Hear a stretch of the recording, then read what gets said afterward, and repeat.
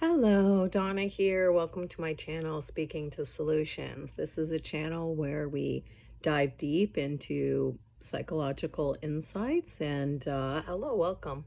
I'm here to share what I learn on my journey to really digging deep into psychological processes and behaviors and ways of being. I'm happy to say that in April I'm meeting and working on furthering my degree and getting a degree in research psychology and studying also neurobiology. And just something that really interests me and just want to share. So I'm not here to sell you anything. I'm not here to just mindlessly build subscribers, but I really do hope that if you find what I talk about interesting and if you would like to do some deep diving into psychological processes and also to sort of like stir up the pot and learn, like some deeper thought and insights into these psychological processes. I get once in a while some really hateful comments. I just blocked one like, please, if you don't relate to my stuff, you don't need to attack me. Just slide along, block me on here, whatever you need to do. There's really no need to be cruel and mean. That actually says a lot about people's own character. And so I know this, there's no personalizing of it. I am human, sometimes reading it is going to give me an initial ping because I do have empathy. I do have an emotional body inside of me. I do have the ability to feel. And, I just block them and move on. But yeah, just suggesting if you feel hatred towards me, that's really sad, and yeah, it's not going to be shared here. I'm just going to block it. So yeah, it's hard. It's putting yourself out there in a really public space. You're going to get those. I guess they call them trolls and people that just want to.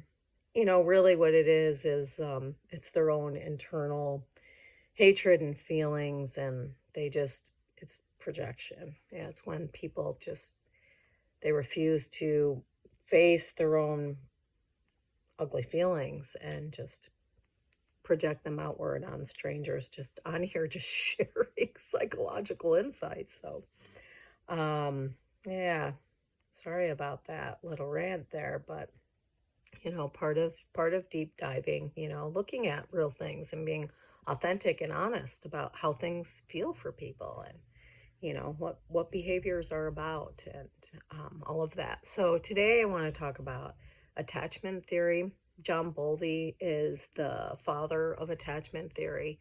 um, I think it's interesting that he said that you only need two things to create attachment, and that is proximity and I can never pronounce the word right, familiarity. Something's familiar. I I tend to say it's just the proximity because that creates something feeling familiar when it's in close proximity to your environment. It just becomes familiar to you.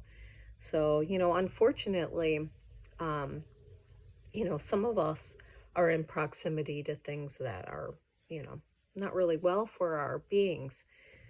The way a human being works is we do internalize things, and like no shame in that too. Like people, oh, don't internalize it, like I just said. When we have a choice what we internalize, and there is natural biological processes that happen.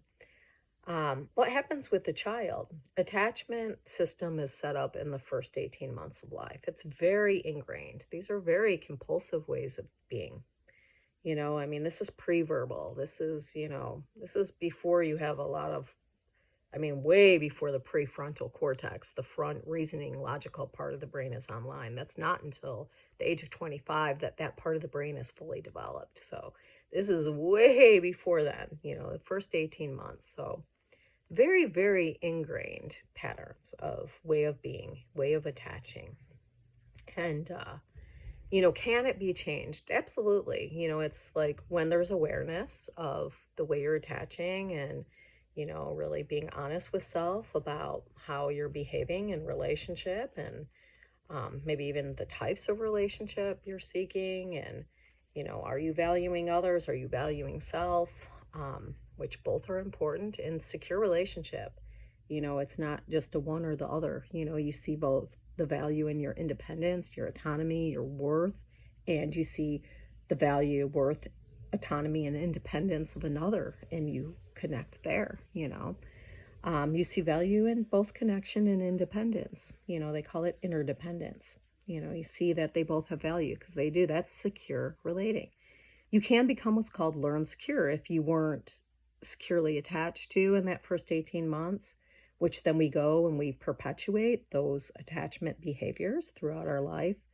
People will say, oh, no, it's a lot more later on in life that things happen. Well, where did you learn to attach that way? It's more of just repeating that repetition compulsion, first, you know, that first attachment that you ever had. You just keep repeating that over and over and over again. I noticed it myself. I said, same behavior, different flavor for, who I was choosing in partnership. The same, I mostly chose people that invalidated and dismissed me because I relate to having been fearful avoidant. So I'll tell you about the four. And am now becoming what's called learn secure. I'm teaching myself what secure attachment looks like. Because again, we internalize things from our environment, from our relationships. And I've internalized a lot of caca, which stands for poop. So, I'm learning like different ways of relating, and, what I deserve, how I deserve to be treated. A fearful avoidant is someone that, so there's the four. The secure sees value in independence and autonomy and connection to self. The fearful avoidant could go exactly diagonal across from that they fear, they don't see or feel worthy because they never internalized that feeling. And they also are afraid of connection because of mistreatment. So, they both naturally, biologically, we all crave connection. We all crave attention, even. I read recently that, which makes sense, like wanting attention isn't just something a narcissist wants. I mean, can you imagine if you never had a single ounce of attention from anyone, how lonely and awful that would feel? We seek connection because we want attention from others. It's natural. So don't think that makes you a narcissist because you want attention from others. That's what connection is about, being seen, attended to by another person. A fearful avoidant just, like, I really want to speak up for them because I had, learning about attachment theories, had found that was the most relatable to me. And so people will compare it to like a mixture of the anxiously attached and the dismissive avoidant. The dismissive avoidant, they see value in self. They feel very worthy. That's where why narcissists often fall into this behavior, because they do have the same behaviors. They do not see value in connection. They turn off that thing. They're mostly fear engulfment. So in childhood they probably had a very intrusive and invasive parent who was very controlling themselves, never really allowed that independence, or sometimes was too ego stroking and really created a lot of entitlement in the child. I think still, if there was somewhat of a good parent and they really entitled their child, that there would be some kind of internalized feedback that others were, worthy of connecting to. Even if a parent made there's a theory called the good enough parent. Like, none of us are perfect. If we're good enough, we can create a good bonding dynamic inside of our children, a good, attachment system. So, we hand these things to our kids, and we role model behavior for them, Like, people always ask, how can I teach my kid this and that and this and that? Be that, we role model, You want to see change in your child, change yourself. That's how we change things, from, I hear that concept a lot. Well, change yourself and things will change around you. And I used to dig my feet in around that, but it's called role modeling, And definitely there's such a thing as mirror neurons in our brain. And, when we see someone else modeling healthy behavior and we see them feeling good, and seeing healthy things in their life, naturally we'll want to mirror that, Again, no shame, like you're not doing anything wrong by mirroring healthy behavior that you notice in someone else, So the dismissive avoidant and the fearful avoidant both have avoidant in them, and the fearful also has a lot of anxiety, like the anxiously attached. So the four are anxiously attached, which really sees the value in connection, but does not see the worth in themselves. And then the fearful is fearful of both connection and of own's worth. And then the dismissive avoidant is, sees worth in self but not in connection. And then the secure sees both value in self and value in connecting. So the anxiously attached is, I recently watched, spoiler alert, Love is Blind, season 6. And it was very interesting seeing people's attachment behaviors really, you can really see, if you look at it from an attachment theory perspective, really just see people's attachment systems just really layering onto their environment. The one girl was so very anxiously attached, and by the way, like, we are damaged in relationships and we heal in relationships because we internalize that first relationship to our caretaker, and if it was, unhealthy, when we seek and learn what a safe and secure relationship is, and we start allowing those in our lives, which will feel very weird if we, but learning to just sort of titrate, or what's called, like, slowly dipping your foot into, tolerating more and more safety, more and more tolerance to it, because it'll feel very weird and maybe even overwhelming when we actually have safe connection, believe it or not, because again, it's not familiar to us, so it feels weird. But watching these people, this one girl, like, she kept mentioning having been cheated on in the past, and you could see her just really layering that onto the current relationship, all that anxiety about being mistreated again. And a lot of people were really mean. I read in some, like, comments and stuff after about it. She definitely acted very disordered, and you could call it toxic. It's like, it's just ingrained behaviors, and it's like, without our awareness, it's not someone choosing to do this. This is like the brain's compulsive need for safety. It's like, oh no, I'm getting close to someone again. I've been cheated on. I've been mistreated. I'm really anxious, and I really need all of this, like, reassurance, and I have a lot of fear, And then the dismissive avoidant is, unfortunately, so we use what's called activating strategies. That's what activates our attachment system and helps us to connect. And there's deactivating strategies. Anxiously attached really don't know how to deactivate.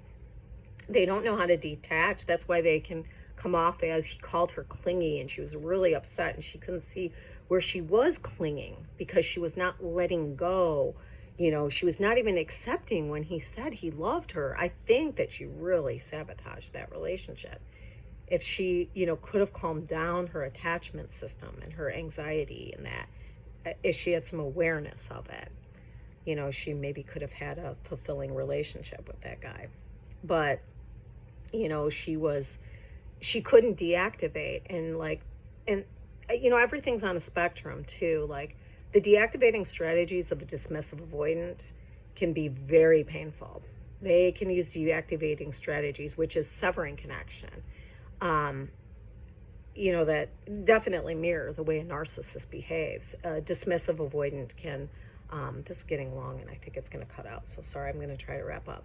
A dismissive avoidant can, their deactivating strategies can be because they fear that engulfment, because they've been very intrusively attached to, or if they were really severely neglected, they had to learn how to caretake self, and they didn't learn the value of others. So it can kind of be a both, where that attachment thing was internalized, either severe neglect where they didn't see, or really over intrusive behavior from a caregiver, so that they feared that engulfment. Why would you fear engulfment if you've never been engulfed? You can't ever fear something that you've never really experienced before. So they fear that engulfment, that taking over of them, like that total lack of independence. So they feel that connection would mean that someone's going to try to take me over again. Someone's going to try to engulf me.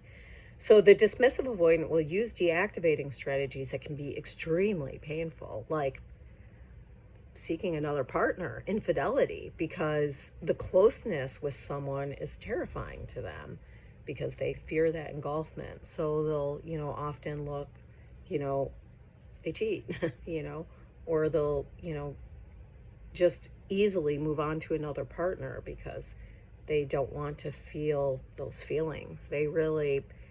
That's how they shut off that need for connection. They deny that part of themselves. They compartmentalize that need.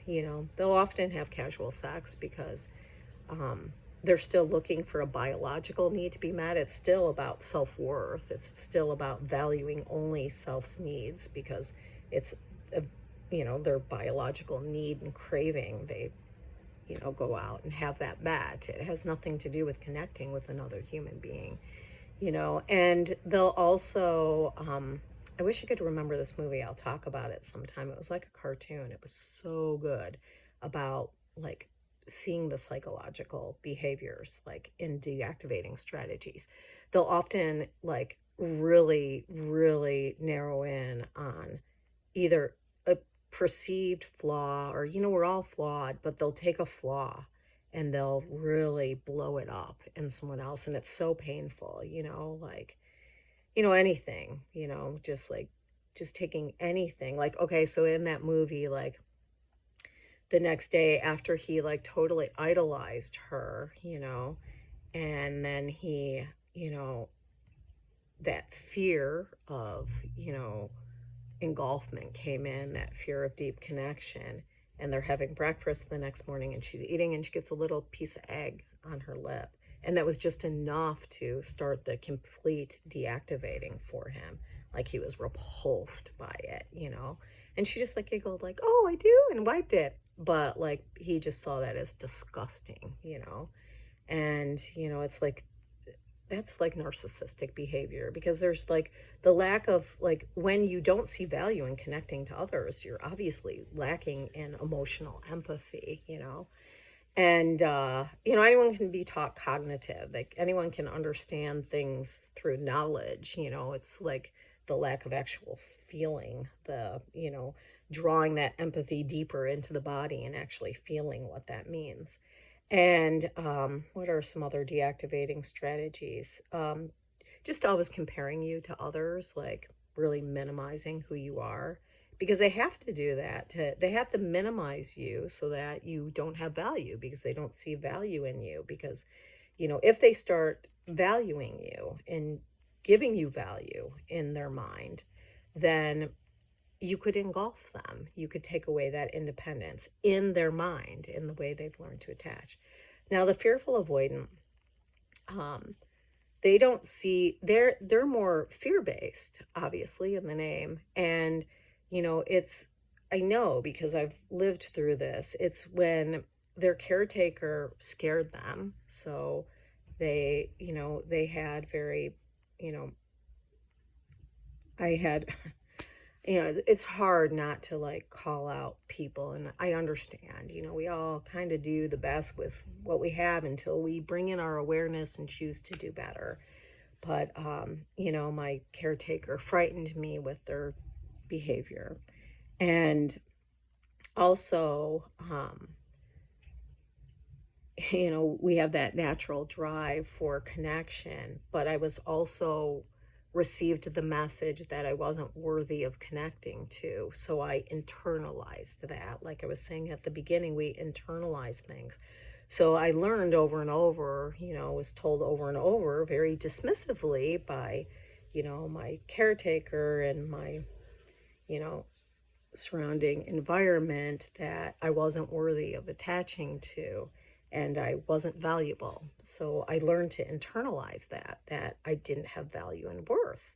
This is again very young, very pre-verbal, very just learning, and then having this perpetuate throughout my childhood, and then choosing people that were, familiar in proximity to, the family of origin behavior. So I kept perpetuating this, and getting this message over and over in life that it was not worthy of attaching to. And and then, obviously fearing connection, because, when you're connecting to someone that sends you the message that you're not worthy, that's very painful, And then being with people that are dismissive avoidants who use those deactivating strategies, like maximizing flaws, minimizing value, it's very painful. So, all right, I'm going to end with a little quickie, speaking to solution. You know, any behavior is learned and can be unlearned. These are all compulsive, habitual, ingrained, very deeply ingrained, but we can bring in awareness and change these compulsive patterns, these compulsive habits. I started by teaching myself what safe connection looks like, because disorganized or disordered or dismissive or narcissistic or cruel behavior was familiar to me, and I didn't know any better, any difference. That's what I learned. So learning, what does safe look like? So I just suggest maybe doing that. Look up what safe relationships look like. What does an emotionally safe person look like? They are validating. They are attention giving. They are not so rigid. They are not extremely judgmental. They are not critical of you. They are not fault finding of you. They do not tease you when you're hurt. They do not pick things to pick at about you, like looking for those safe connections, and just being really aware, like the girl that was really anxiously attached in that Love is Blind experiment. Like, I can understand that because I've been betrayed also. I've had a partner betray me, obviously, because that's the types of partners I sought, unconsciously. Um, but it really hurts. And then, like being able to trust again, and, like what creates that trust. And it is like not rushing things, like a Love is Blind experiment is very much rushing, which is really hard on insecurely attached people. I think it can work with securely attached, because there was a couple that they both came, you could tell, from very securely attached backgrounds, and they knew their worth, and they knew the worth and connection, and then they just connected on shared values, and that was really beautiful to see. So like securely attached, like they can cut through the tape really easily, so I think it may work for them, because if someone's mistreating them, they just know, like, whoa, like I'm worthy of better than that. Like insecurely attached people, when they're mistreated, they, like they'll caretake, or they'll try to prove value. They'll have, like I said, that hard time of detaching, like those deactivating strategies are not very prevalent in anxiously attached people.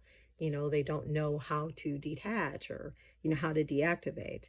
And by the way, you deactivate by um, not trying to prove yourself and not just focusing just on the good in other people, focusing on the whole picture. Like, is this person bringing any abuse and toxicity? Or am I really just anxiously putting my own lens on it because of my own fear of abandonment? Being really honest and taking things slow and letting someone unfold and believing what they're showing you, It's, like just a common phrase, but really so much value in that. So, anyways, you can change and become what's called learn secure. And also, I shared with a friend, I'm going to end with this about, um, he was having a hard time validating self. Shout out to you, you are. And I shared with him my experience in learning how to validate self because I never learned that because like I said, I grew up in a really hard environment and I didn't internalize, validating statements. It was so weird seeing like on that show like parents talking so kind and telling their child they looked gorgeous